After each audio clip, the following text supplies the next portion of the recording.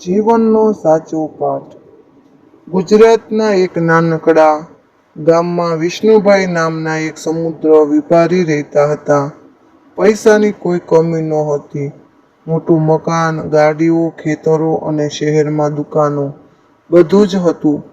પરંતુ આટલી સંપત્તિ હોવા છતાં તેમના ચહેરા પર ક્યારેય સાચું સ્મિત જોવા મળતું ન હતું.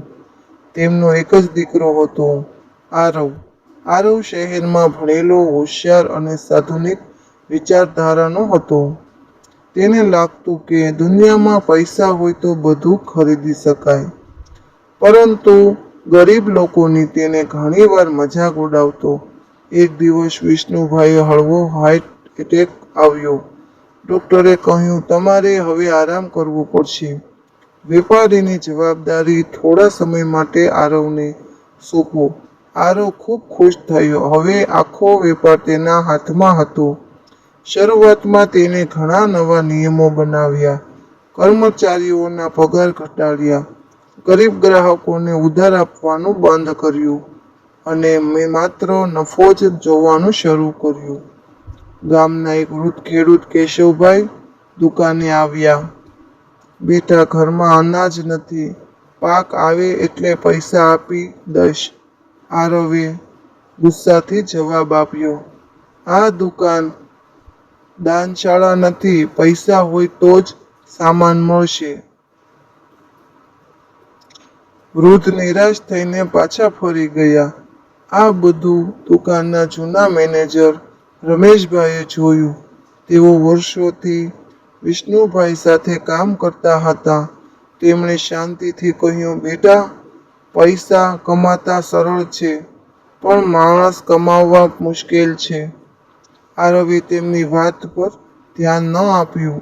થોડા દિવસો પછી ભારે વરસાદ પડ્યો. ગામમાં પાણી ભરાઈ ગયું. ઘણા લોકોના ઘરોને નુકસાન થયું.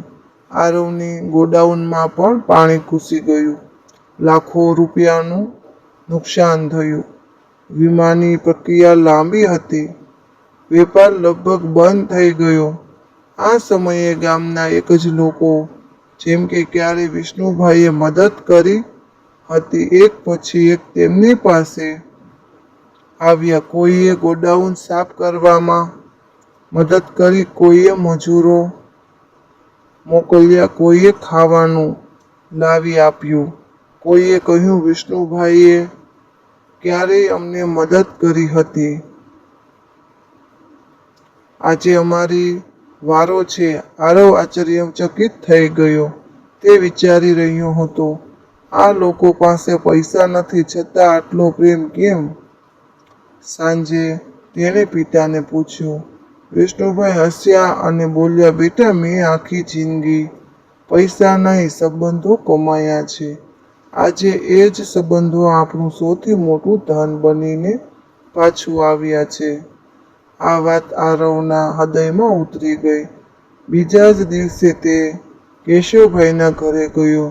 હાથ જોડીને બોલ્યો, કાકા, મને માફ કરો. મારી ભૂલ થઈ ગઈ. કેશવભાઈએ પ્રેમથી કહ્યું, દીકરા, ભૂલ દરેકથી થાય, પણ જે પોતાની ભૂલ સ્વીકારી લે એ જ સાચો માણસ. આરવે તેમને જરૂરી અનાજ આપ્યું અને કહ્યું, પૈસાની ચિંતા ના કરશો. ધીમે ધીમે આરવ બદલવા લાગ્યો. તે કર્મચારીઓ સાથે પ્રેમથી વાતો કરતો, ગરીબોની મદદ કરતો, જરૂરિયાતમંદ વિદ્યાર્થીઓની ફી ભરતો. દર મહિને ગામમાં મફત આરોગ્ય કેમ્પ યોજતો.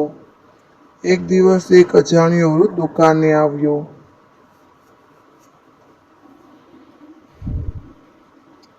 તેમણે કહ્યું, મારે દવા માટે થોડા પૈસા જોઈએ.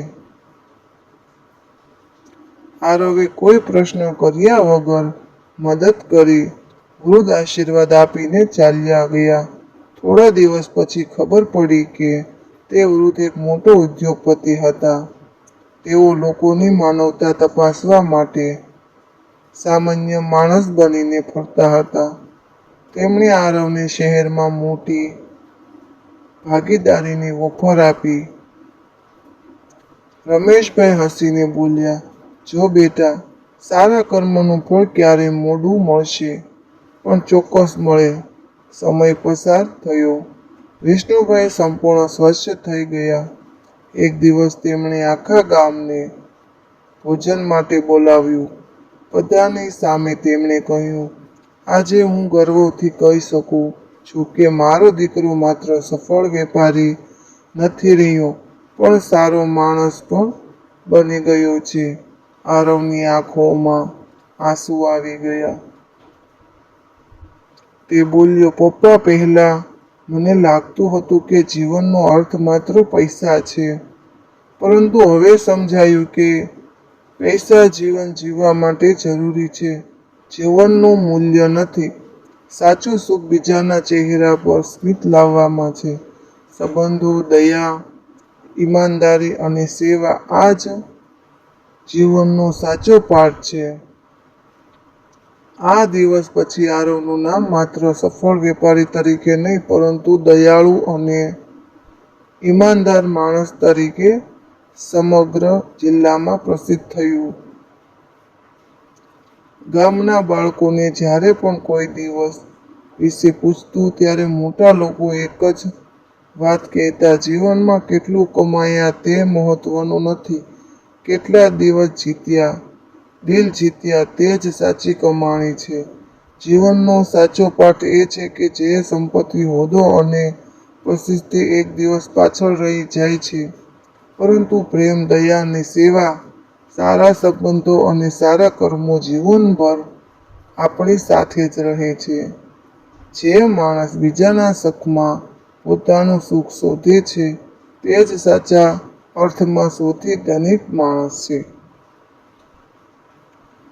કોમેન્ટમાં જણાવજો સ્ટોરી તમને કેવી લાગી, અને લાઈક સબસ્ક્રાઈબ કરતા રહેજો.